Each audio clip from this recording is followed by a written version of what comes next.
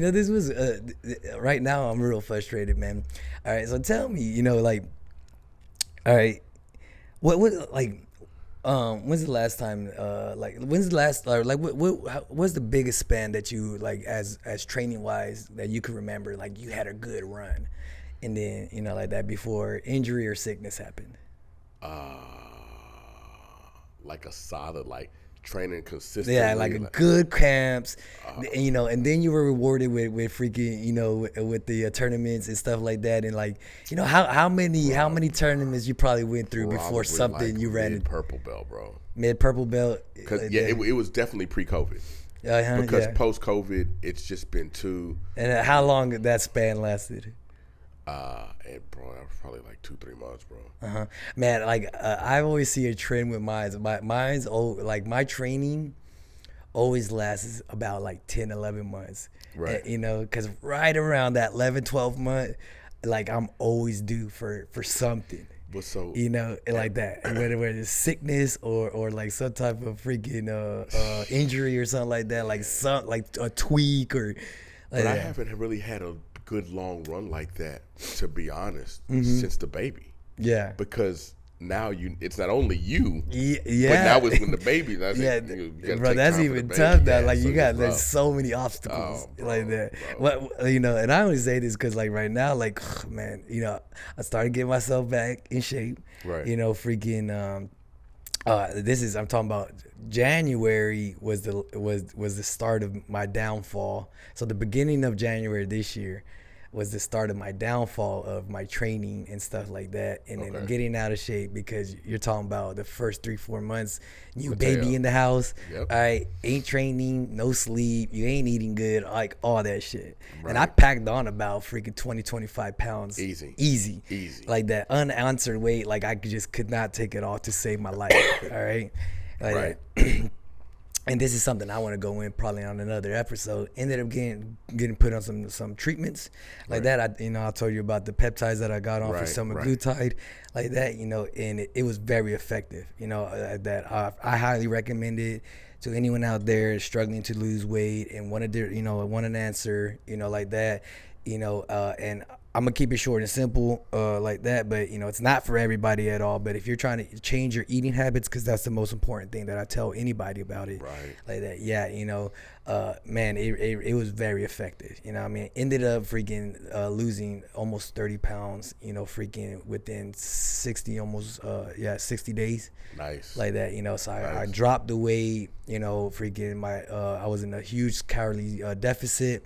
Someone like me that's active, that's my only bad thing about this peptide that I was on, like that, like because I was in such a calorie deficit, my workouts were horrible, like they're like weak, like they were just weak.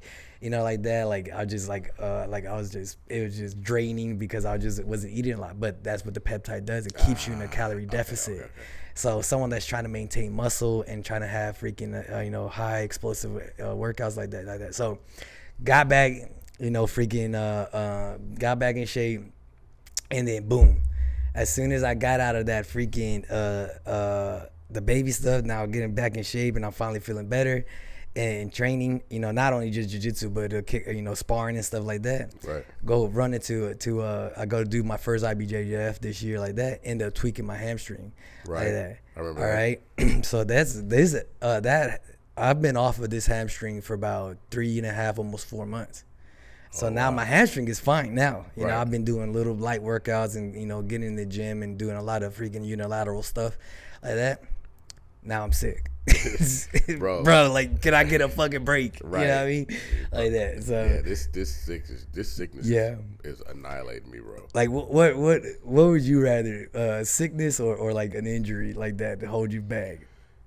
I had to say sickness, I would man. I rather can't. I don't. sickness, Yeah, I don't bro. want to be I would injured. rather- I Even would if it's a rather small sickness, injury, bro. like a hamstring, like that. Like the hamstring, I would say is mid. You know, Right. like that, because if you don't fucking deal with it right, like that, Yeah, or you you don't can do tear nothing it. about it, and you try to come back, like even if like the people that try like don't do nothing about it, you know what I mean? and then they just let the pain go away, and like, you know, they just like nah, you didn't do nothing for it at all. Right. You know what I mean? Right. Like that. That's you got to train it right. You got to strengthen it back up. You know what I mean? If it ain't completely torn or something like that. Hamstrings are the worst, bro. Oh, bro. You know, talk about injuries. They're the worst, I told you about Husta, right? Oh, he just got surgery on Tuesday. No, bicep, tore his bicep. Bicep. Yeah, I think he said he retracted about about an inch or so, or I think that's what he said. I gotta look at it. Yeah, but it retracted. I was like, damn. I was like, man, I'm mad for you. You know, the thing about the hamstring that's so weird though is, for such like a major muscle, and it's a big muscle. It's not a little muscle. The hamstring and the hamstring is literally the bicep for your leg. It's a huge muscle, bro. Yeah, and it's one of the most one of the most ignored muscles. You in want the body, you want some spring. All your power is driving from there. Everything, all your power and the rigidity, you know, is gonna be coming from your hamstring. That's why, like, you know, football players that are running routes and stuff like that, and like no one touched them. Like yeah, you know, their hamstrings are under like huge stress. You know, even just running, you know, like that. You know, you talk about someone that, like, one of the fastest guys on the team. They're always gonna be running fucking drag routes, meaning freaking, you know, just straight out freaking you know, 40, 50-yard dashes, you know, try to beat the defender. Right. Like that. They do that 3-4 times and they don't even get the ball. That's a lot of wasted energy. They're already dehydrated. They catch a cramp. But it's a huge muscle, so people don't realize it. Dehydration. It's a lot on your muscles, man. You see a dude, he'll be running around, and then all of a sudden, that leg will get straight, and he'll just grab the back of his leg. Like, ooh, that hurts, bro. Yeah, bro. You already know. All right, take a break. Take a couple off. Man, I saw a dude tear his hamstring, bro. Yeah. Man, when I tell you his whole leg swole up, it was purple, bro. It was gnarly. I was like, shit. It's hamstring. Work your hammies and your glutes. Oh, bro. Yeah. I was never from behind. I was never big on leg workouts ever. Really? You know what I mean? Coming up, like I guess that's just the thing. As you coming up and you're working out, like as a young teenager, early 20s, like no one give a like. Your pants. Yeah, you know, bitches looking at my biceps and my abs, you know what I mean, my chest, you know, what the hell they care about my legs, you know what I mean? Right. Like it's they covered under your pants, bro. Yeah, you know, because even in the bodybuilding, like the when men's go up for the pro bodybuilding, right, and they like, so they have classic physique, they have like I don't know all the, like, because like it's like the big ones. Right. Oh, it's called open class. Right. Then the massive dudes. Yeah, the massive ones like that. All right, it's not until they get there and classic physique. I want to say it's classic physique.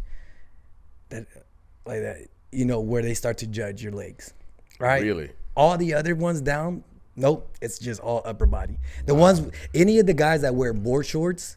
Like that, you know, because like, you know, you've seen those, right? Like, you know, I've always loved one. I was like, why the hell are they wearing shorts? Right. And I did, you know, I'm always so used to seing, you know, the guys wearing thongs and shit like that. Dingleberry, yeah, cheeks all hanging out and stuff like that. Yeah. Any of the competitions where the guys are wearing shorts, right? No, it's just all upper bodies. They don't even. They're getting to a point now that these guys like classic physique or men's physique or stuff like that. Where now they're getting too big, like that, where they're creating different divisions, like that, because the judges are starting to be a little bit biased, like, oh, they're filling out the shorts more, you know what I mean? So like they gotta kind of like change the division now, you know, and put like a midway point and stuff like that. But yeah, they even then they don't even freaking do like that. So I would think that you should do like because it's called bodybuilding. So yeah, it would have to be body. Everything. Yeah. But then you could do best arms, best buys, best tries, best. It's all subjective, quad, bro. It's all subjective. You know what I mean? Like, honestly, the winner is gonna go to who is the biggest influencer in the space. It really is. It's so political. I hear it all the time. Really? I've never done it before, but I hear a lot of bodybuilders and stuff like that. I remember I trained with this girl. Okay. Bro. All right. She did 3 IBF. Something like that. Like IBBF shows that trying to get her pro card. Bro, they didn't even crack the top 5. This girl probably spent that year about anywhere to $20,000 to $30,000, bro, on training, traveling, entry fees and stuff like that. Right. Food. Right. Like costumes, like like all that shit. Didn't even crack. Didn't even get like called for the next, like, because they do the morning, like the midday, and then they do the evening shows. They didn't even get called back for the evening shows to even freaking Wow, like that 3 times. Like I felt so bad for her, bro. I was like because a lot of it, like, they don't give, like, yeah, all the girls look good in shape, or all the guys look in good shape. Right. Now it's about how popular you are. It's a legit popularity. But the reason I say this is, like, bro, I was never big in my legs, all right, like that, working out until after my surgery, my knee surgery. Right. Like that. Like, man, like, after my knee surgery, I spent the whole year, freaking working out my legs and getting my knee back and everything like that. And then I ain't gonna lie to you, I got like super addicted. It's one of my favorite workouts now. One of my favorite workouts now. So, working my glutes, my hamstrings, my calves, my, freaking my lower back, all that shit. Right. It's one of my favorite workouts like that. Like, I prefer that. Like, I prefer going in and doing that because, like, man, like, when you come to the, the big, 4, squats, deadlifts, bench, overhead press, and then now they're even putting in the 5, with a row, a bent over row or something like that. Right. I'm like, bro, like, deadlift, I could do a deadlift all day. You know what I mean? And like the amount of energy and calories that you're burning, especially when you're going heavy, and how much you're building, like as like with a deadlift, because a lot of people think that deadlift is only a leg workout. No, it's a posterior workout. It's a total body workout. You're working your core, your back, everything like that. And like, bro, like, well, you talking about fucking something better than fucking cardio? I'm like, yeah, put fucking 2 or 3 plates on each side and deadlift about 6 to 8 times. See how hard your freaking heart is pumping. After bro, that. you know what the funniest thing about leg workouts is? Like you can go gym workout, right? Yeah. You can do a hell of an upper body workout and then leave, right? Like you leave. When you do a leg workout, bro, like you're you can't toast. Walk, like you're like Bambi. Yeah, you're like what is shivering? You're like what is going on here? And you're shaking, you can't do anything. That's just so. I mean, I love that feeling though. Yeah, it just tells you how deconditioned your legs are. Yeah, you know what I mean, and how big of a muscle freaking it is that how you have to stimulate it more often. So that doesn't happen. And your legs are they're all pretty big muscles, bro. No, all of them. Yeah. They're all big muscles. Yeah. It's not. There's no like tiny muscles. You're like, oh, you just no. It's not. I love, but I've always been a fan of leg workouts, and I always wanted the calves that look like a pork chop split in half, bro.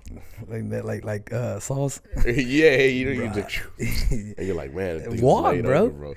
All right, don't only just walk, but walk with your freaking without shoes. All right, like people don't understand like how important it is, to be connected to the earth, like that, and really using all the muscles in your foot, like that. Bro. Yeah, being barefoot, for your balance, bro, for everything. Bro. Like if I had to like coach somebody, ideal like situation to have bigger calves, and like I'm like, all right, like and then they live by the beach. Oh yeah, bro, like every morning. Take your shoes off, go walk for an hour on the beach. Walk on the beach, yeah. Like that, with that sand, like that, bro. See how big your fucking, like, and like how big, like how like muscular your feet, your toes, all. Yeah, gripping into. People like, don't realize how much your shoes actually hinder.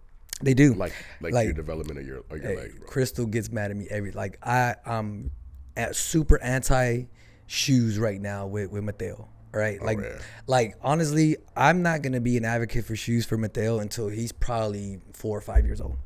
Yeah, for the first 2 to for the first like 2 to 3 to 4 years of his life right now, as he's developing, freaking, his balance and his strength in his legs and his feet and stuff like that.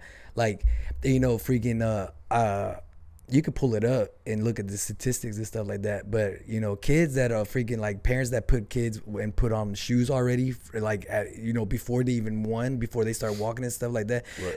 They're higher risk of developing freaking flat feet. No shit. Yeah. I can see that though. Yeah. You know what I mean? Because it doesn't let them develop that muscle and that arch in their foot, for the balance and stuff like that. Bro, Jules still doesn't wear shoes. I mean, she wears shoes when she goes out. Obviously. Like I never, as a kid, I never wear shoes. You know what I mean? Like honestly, the only time I ever wore shoes going out and playing outside and stuff like that, whatever, is like the only time I ever had to wear shoes is like, okay, we got to go out. You know, go out to the store. We got to go out to the mall or something like that. You know, just to look presentable. No, Jewel is always barefoot. If she goes places, the first thing she wants to do is take her shoes off, bro. Because let her do it, bro. Yeah. Like if there's like there's, as long as there's nothing like dangerous, glass and shit like that, you know, like you're fine. You know what I mean? But take bro, your shoes off, bro. Run, and it's a lot, bro. It's a lot. Love your feet. Like Love your feet, bro. No.